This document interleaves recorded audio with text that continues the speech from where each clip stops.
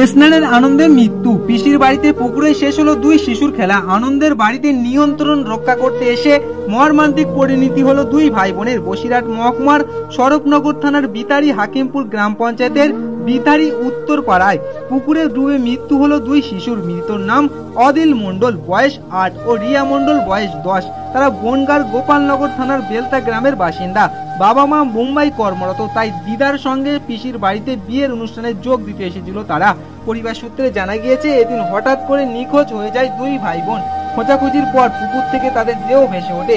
স্থানীয়রা তাদেরকে উদ্ধার করে স্থানীয় স্বাস্থ্যকেন্দ্রে নিয়ে গেলে চিকিৎসক মৃত বলে ঘোষণা করেন। পুলিশের প্রাথমিক অনুমান, ভরা দুপুর বেলায় পুকুরে স্নান করতে গিয়ে জলে তলিয়ে যায় দুই শিশু। দুজনেই কেউ সাঁতার জানতো না, তাই পুকুরে নেমেই ডুবে যায়। তবে প্রশ্ন উঠছে, কিভাবে দুই শিশুর বাড়ির লোকেরা অজান্তে পুকুর ধারে চলে গেল এবং কেউ তার টের পেল না।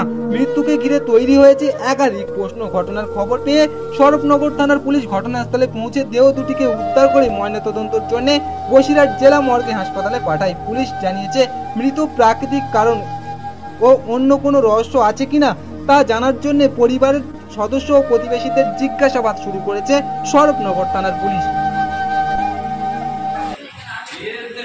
কেন এবার এখানে কি সব কোনো অনুষ্ঠান ছিল? আপনার মেয়ের বিয়ে হচ্ছে।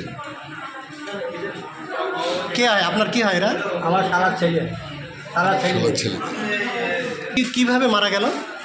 আমরা মানে বাড়ি অনুষ্ঠান হচ্ছে তো, এবার হওয়ার পরে আমার শাওরি ওনার আরও দুটো তিনটে বোন আছে আমাদের বাড়ি, ওরা একসাথে গাছ দিয়ে যাওয়ার পরে খানিক পরে আমার শাওরি বলছে আমার সাথে নাতি বুদ্ধি করে খোঁজার পরে যে দেখে খানিক পরে হামলে যে দেখে বাঙালি দেখে পিস দেখে ভেসে উঠল। বাবরে ভেসে উঠেছে। এটা বাবার বলতে